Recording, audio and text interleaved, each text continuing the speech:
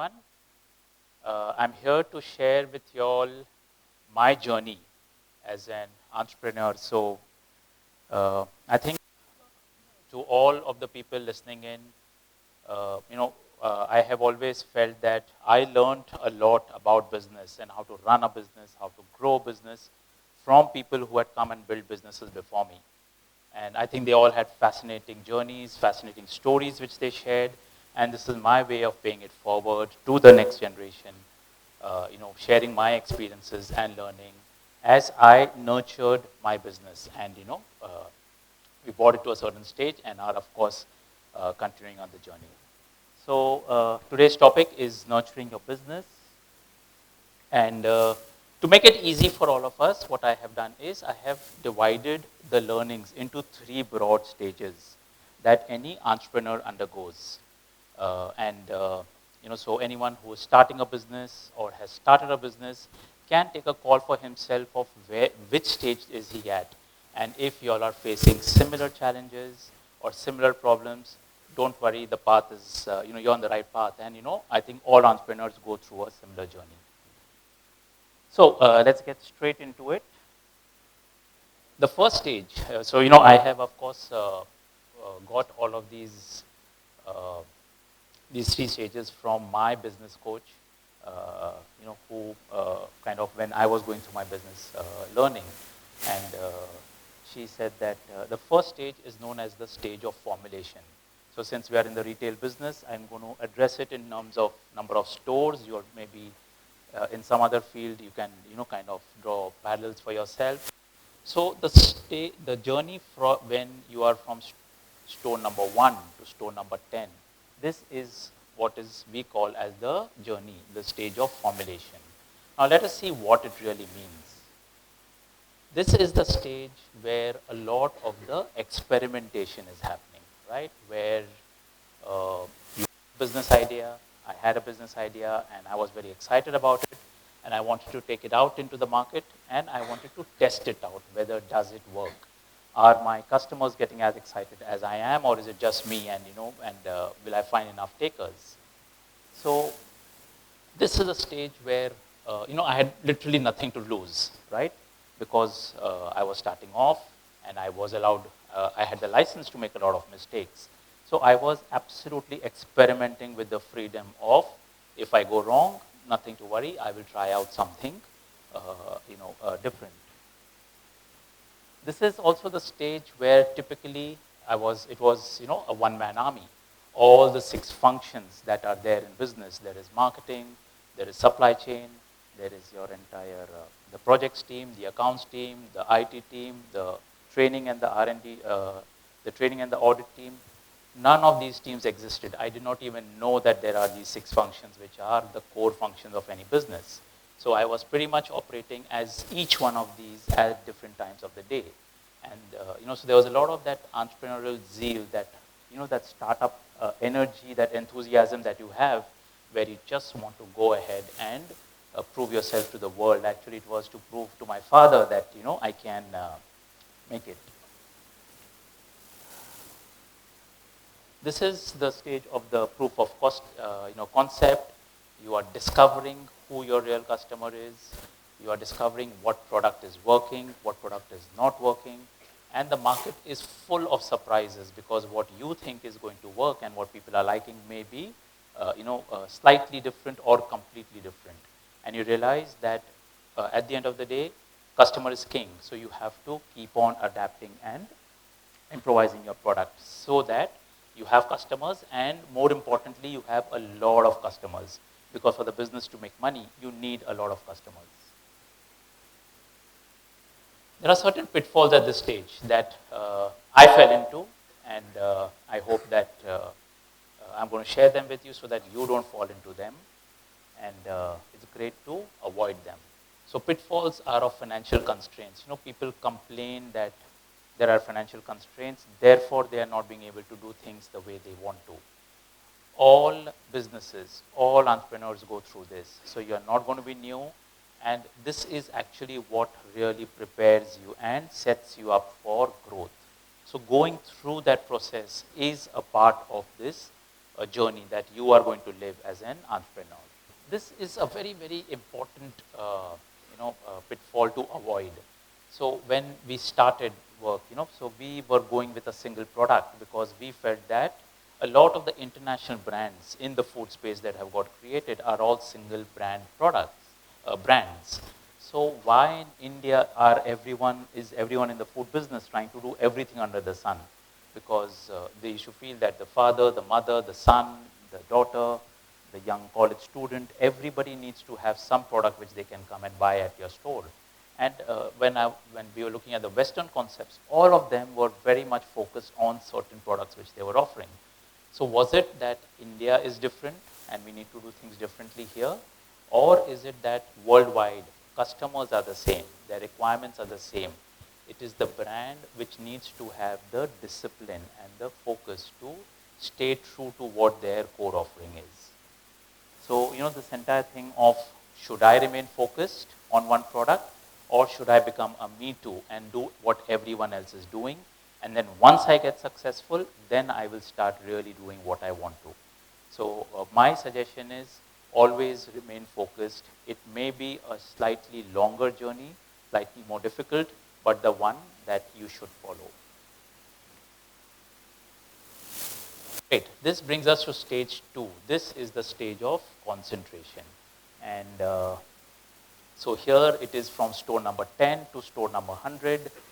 And believe you me, this is the most difficult journey as an entrepreneur that you're going to undertake.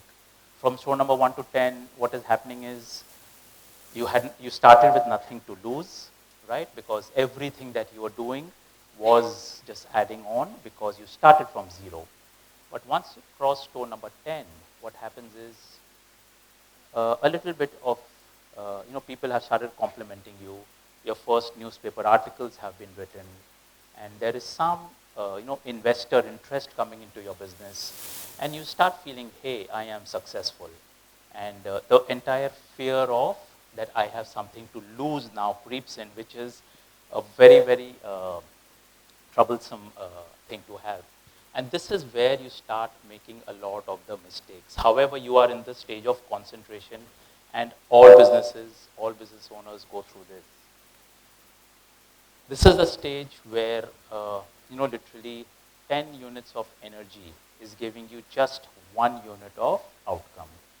So this can become excruciatingly painful, right? Because you're using a lot of bull force. You want to move very fast. The media is writing that you are going to be the next unicorn, and you're going to be the next star in the entire business world. And you are saying that to yourself, your friends are saying that to you, your family is saying that to you, and you have bought into that story, and you want to move faster. And it is this entire thing of trying to go fast which makes you take a lot of irrational decisions. However, in this is, I think in this whole talk, the most important part is if you can take away this, that store 10 to store number 100, relax. Success takes time. It is not a straight line. There are lots of ups and downs, and this is where you're going to see the most of it. Your team, again, you are, as you nurture your business through this phase, your team is more of mid-management. You really don't have the kind of resources. Your business is still growing. You're reinvesting back most of the money, and you don't really have a lot of money to pay a top-notch management team. However, you need to deliver and do things that are required to be done to grow the business. The business is growing, the problems are growing, and however, your financial resources may not be growing at the same pace. So you are working with juniors and pretty much trying to grow the business. This is where you establish proof of scale. So we made all our mistakes over here. We thought that we are ready, doing very well in Mumbai. We should go national and get into a lot of different cities. And then we realized that the needs of customers in Mumbai are very different probably from the needs of what people in Delhi may have or what people in Hyderabad or Bangalore may have. And the business model seemed to be working at some places, not working at some places. We were tweaking things, putting up larger format stores, sit-down stores, And it was like, there's a lot of self-doubt that creeps in that, hey, are we going to be able to really scale this business up? So, but anyway, so this is, it's like I say, it takes 9 months to give birth to a baby. There's nothing that the mother can do about it. There's no doctor who can save, the mother from the pain that she may have to go. You have to go through this journey. It is, and that is the way it is.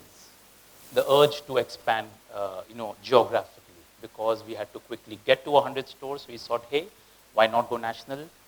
India is a large country. We have got close to 150 crore people, and we are very fortunate. And so let's go out and expand. Maybe that will be the answer to all the problems which we may be having when scaling up. Urge to expand product portfolio. It is.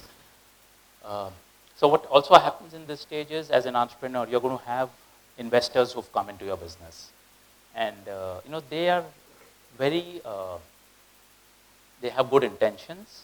However, they have invested in you as the entrepreneur, and they may not know the answers to all the problems that the business may be facing, and they expect you to have all the answers. However, you yourself are struggling because you are in the stage of concentration as you nurture your business. And investors have this bad habit that if, as an entrepreneur, if you are not giving the answers, then they start giving you the answers, and that's where the problem lies, because you're the domain expert. Right? So it's like the patient kind of telling the doctor, hey, why don't you try this? Maybe this will give us a solution. So it is not a cool place to be in. Right? So stay put. That's what we did. We make a lot of mistakes. We did all of them, but just continue. It will, you will get there. So store number 100 can be a good mark for you to that, you have probably crossed this stage. 9 out of 10 businesses that start, they fold up in this stage. Either they run out of money, or they get taken over by the financial investors, or they merge with other businesses and lose their identity. And the entrepreneur kind of just bows out because he's not able to go on for that one extra year, one extra quarter, one extra month. Stage 3. This is the party time stage, right? So this is what we call as the momentum stage, and from store number 100. If you have got to this stage, it means that you have got a lot of the pieces in place already, and you have done the hard part, and you are now set up for some very, very rapid growth. So store number 100. So the amount of effort put in to get from store 10 to 100, you'll probably require lesser energy to get from store number 100 to 1,000, right? That's 10x growth over 100 stores. So 1 unit of energy gives you 10 units of output. Now that is the kind of difference. In the concentration stage, it was 10 units of energy giving you 1 unit of result. Here, every unit of energy you're putting into the business is giving you 10 units of output. And everything suddenly seems to be kind of, working. Everything is going your way. All your stores are doing well. You're launching products and people are loving them. And, it's a good space to be in. You have a lot of your senior management team in place because now you have the resources to be able to get very, very good people. And as a business owner, as the entrepreneur, your entire shift, your focus changes from, to nurturing the team, which is your senior team, which in turn nurtures their junior team. And the better and the stronger your team is, the more your business is going to grow. Geographical expansion happens. You can get into the entire, as in India is a very, very large country. We are blessed to be growing our businesses over here. And if you are smart enough and have, maintained a sharp focus on your customer, you can also think of growing internationally. There are pitfalls here. It's not that, you're completely out of the woods. There are still mistakes that I know a lot of people make, a lot of my peers have made who are in the food business, where even after crossing store number 100, the business seems to have fizzled out, right? So what happened over there? When I got into understanding that, there were some amazing insights. So first, and I'm sure that you all must all have been reading about this in papers, on the internet. You shift from building the business to building valuations, right? Because you're being chased by investors, by private equity people, and they want to come in and write you hundreds of crores of worth of check, and you feel as an entrepreneur you have arrived, and when you actually accept the money, you feel that it's time to start partying. And I had seen this amazing talk somewhere where the person said, raising capital, investor money, is actually like a chef going and buying the ingredients, right? Dish banna baki hai. You still have to make the dish that you're actually about to, or that you want to make. You can't celebrate that, hey, I went to the supermarket and I got the ingredients, right? A lot of the promoters, entrepreneurs, they get happy that they raise money and, that they have arrived. So chasing valuations, giving illogical numbers, and trying to 3x, 4x, 5x their numbers. So the entire game changes from where you were when you started the business to where you are after you cross this 100-store mark. So it's a pitfall. All I'm saying is be mindful and avoid it. Yes, you have worked hard, you want to get rewarded, but don't fall into this. Losing finger on the pulse. You have a senior team in place, you feel that you have done it all, and now you need to take a step back. But that is not how it works. You need to keep your finger on the pulse. You need to know what is happening, you need to know your customer, and you need to be very aware of what's happening in your business. You do all of that, store number 10,000 can also happen. And what fascinates me is worldwide there are stores, brands which have reached up to 80,000 stores. Now that is the kind of scale that one should be chasing, provided you nurture your business through each of these stages, avoiding the pitfalls and focusing on the strengths. That's the prize you get at the end of it. Thank you so much.